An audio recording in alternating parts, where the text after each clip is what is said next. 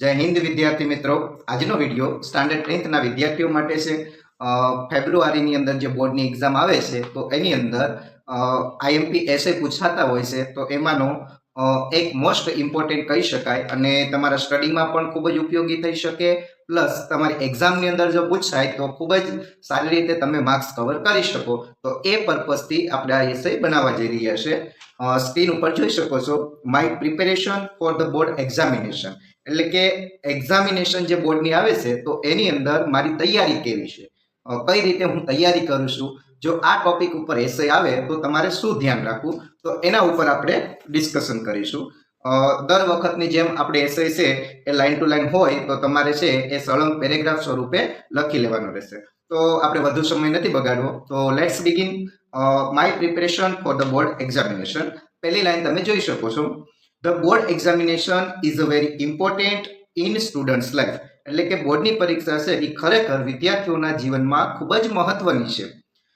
I will be appearing for my 10th standard board examination this February, એટલે કે આ ફેબ્રુઆરી મહિનાની અંદર મારા ધોરણ 10 ની પરીક્ષા છે એ હું આપવાનો છું।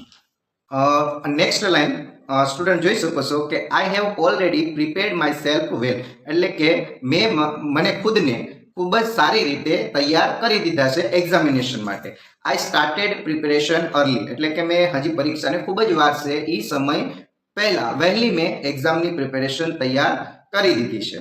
આઈ made a simple time table and follow it every day. હવે અહીંયા શું કહે છે કે ભાઈ મેં એક સરસ મજાનું સાદું ટાઈમ ટેબલ પણ બનાવ્યું છે કે જે હું ફોલો કરી શકું, એન્ડ દરરોજ માટે તેને હું ફોલો પણ કરું છું। ઘણીવાર આપણે કેવું કરતા હોય છે કે સરસ મજાનું ટાઈમ ટેબલ બનાવી લઈએ, પણ 8 કલાકના રીડિંગનું ટાઈમ ટેબલ હોય તો એમાંથી વધીને આપણે 2 અવર છે એ રીડિંગ માટે આપતા હોય, તો આ રીતનું નહીં, પરંતુ ખૂબ જ સારી રીતે સિમ્પલ ટાઈમ ટેબલ બનાવ્યું છે અને તેને હું ફોલો પણ કરું છું।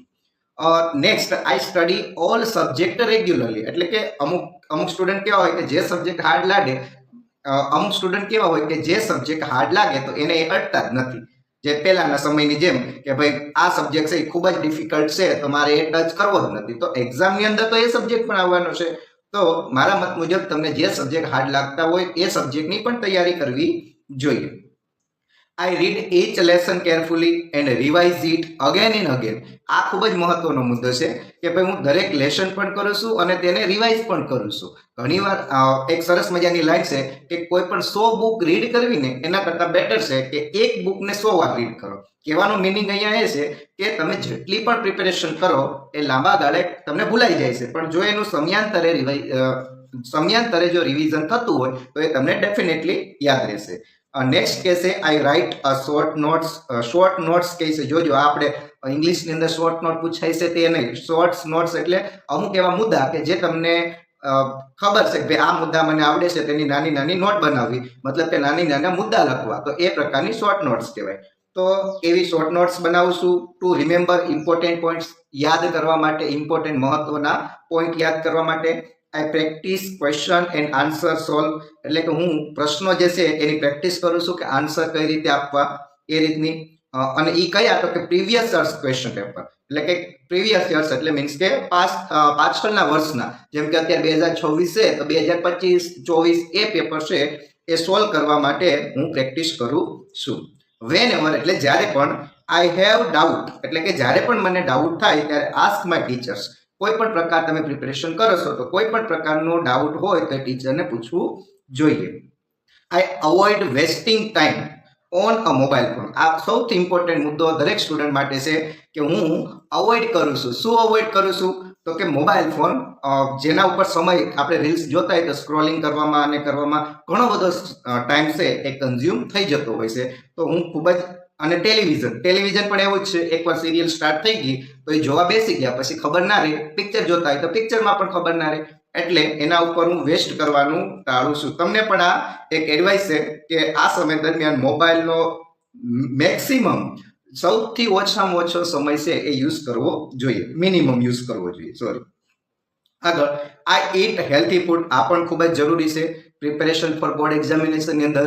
પછી તમે રાતે રીડિંગનું ટાઈમ ટેબલ બનાવ્યું કે ભાઈ મારે 8:30થી 12 વાગ્યા સુધી રીડિંગ કરવું છે અને તમે 8:30 વાગે કે 8 વાગે જમવા બેઠા અને સારી રીતનું દાબીને ખાઈ લો અને પછી તમે તૈયારી કરો તો નીંદર આવવાની જ છે ઓબ્વિયસલી, એટલું યાદ રાખવાનું. તો જમવામાં પણ હેલ્ધી ફૂડ લેવું, બહારને જે ખાવાનું છે તેને ઇગ્નોર કરવું, જેથી કરી અને તમારી બોડી છે એ પણ તમારો સાથ આપે.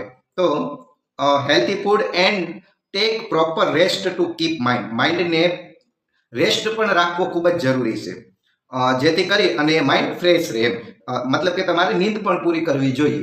એટલું બધું પણ રીડિંગ ન કરવું જોઈએ કે 2 થી 3 કલાક તમે આરામ કરો અને પછી જો કે મોટા ભાગના તો આમાં તો ભાગ્યે જ આવતા હોય કે 2-3 કલાક નીંદ કરતા હોય, પણ જરૂરી છે કે આરામ પણ જરૂરી છે માઇન્ડને ફ્રેશ રાખવા માટે. ત્યારબાદ I go for a walk or exercise. થોડો સમય છે એ રીડિંગ મોબાઈલમાંથી બહાર નીકળી અને તમારે એક્સરસાઇઝ ન કરો કાંઈ નહીં તો ઘરની અંદર અથવા તો તમારે એવો કોઈ નજીકનો એરિયા હોય તો ત્યાં ચાલવા પણ જવું જોઈએ, અથવા તો ઘરે ફળિયામાં હોય, ઘરની ઓસરીમાં હોય કે ગમે ત્યાં જઈ અને તમારે આ કરવું જોઈએ. ત્યારબાદ આઈ પ્લે ડિફરન્ટ ગેમ. અને જો આ વિદ્યાર્થી શું કે હું અલગ અલગ ગેમ પણ રમું, તો ગેમ પણ રમવી જોઈએ. બોર્ડની એક્ઝામથી એટલો બધો ડર રાખી અને ગેમ જ સાવ બંધ કરી દેવી તો એ તમારા ફિઝિકલ બોડી માટે પણ નુકસાનકારક છે. I also spend time talking to my parents and my friends. મારા મિત્રો અને મારા માતા પિતા છે, ફેમિલી, તો એની સાથે પણ ઘરના સભ્યો સાથે પણ વાત કરવી જોઈએ. આપણે ઘરની અંદર પુરાઈ ગયા પછી આ દુનિયામાં છે જ નહીં એમ છેડો ફાડી લીધો એવું ના હોય.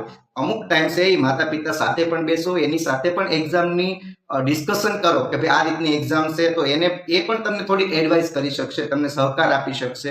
અને ઘણીવાર કેવું થાય એક્ઝામના ટાઈમે સ્ટુડન્ટ છે એ સાવ આ દુનિયાનો માણસ જ નથી, એટલે કેમ કે હું આ ગામનો જ નથી એવી રીતનું વર્તન કરતા હોય છે, તો એ પણ યોગ્ય નથી. તો આવી બધી માહિતી છે એ ખૂબ જ તમારા એક્ઝામની અંદર ઇમ્પોર્ટન્ટ થાય. ત્યારબાદ બીકોઝ ઓફ રેગ્યુલર સ્ટડી, એટલે કે બીકોઝ ઓફ નો મતલબ થાય ના કારણે. કોના કારણે? તો કે રેગ્યુલર સ્ટડી એન્ડ હાર્ડવર્કના કારણે આઈ ફીલ કોન્ફિડન્ટ, મને આત્મવિશ્વાસ છે, કોન્ફિડન્સ છે અબાઉટ માય બોર્ડ એક્ઝામિનેશન, કે મારી એક્ઝામિનેશનની અંદર કે I hope two get a good marks, make my parents and teacher proud, કે હું સારામાં સારા માર્ક્સ લાવું એવી મને આશા છે, જેથી મારા ટીચર્સ એન્ડ માય પેરેન્ટ્સ છે એ ખૂબ જ પ્રાઉડ, ગર્વ અનુભવશે. એન્ડ લાસ્ટમાં તમે એટલું લખી શકો કે આઈ ટ્રુલી બિલીવ ઇન કોટ, એટલે કે હું આ એક કોટ છે એટલે કે એક પ્રકારનો વિચાર, સુવિચાર કે જે hard work is the key to success, કે સખત મહેનત છે તે સફળતા તરફ લઈ જતી ચાવી છે. તો આ ખૂબ જ ઇમ્પોર્ટન્ટ એસે અહીંયા આપણે જોઈ લીધો મિત્રો. આઈ હોપ કે તમને ખૂબ જ સારી રીતે સમજાઈ ગયું હોય. હવે આ એસે જે છે એમાં તમે તમારા મુદ્દા પણ એડ કરી શકો, જેમાં તમને કંઈક એવું લાગે કે આ મુદ્દો તમે કોઈ પણ રેફરન્સ બુક અથવા તો તમારા ટીચર્સનો માર્ગદર્શનથી એમાં મુદ્દા એડ કરી શકો છો, કે જે અમુક આ મુદ્દામાં એવા લખ્યા જે બધા સ્ટુડન્ટ્સને યાદ રહી શકે. પ્લસ આ એસઆઈને તમારે જીવનમાં પણ ઉતારજો.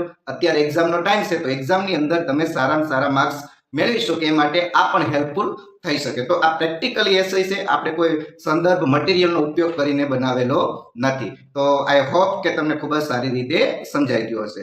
તો જો આ વિડીયો ખૂબ જ તમને ગમ્યો હોય તો તમારા મિત્રોને શેર કરો, અને ચેનલ ઉપર નવા હોય તો એકવાર સબસ્ક્રાઇબ કરી લો, વિડીયોને લાઈક કરો અને તમારા મિત્રો સુધી શેર કરો.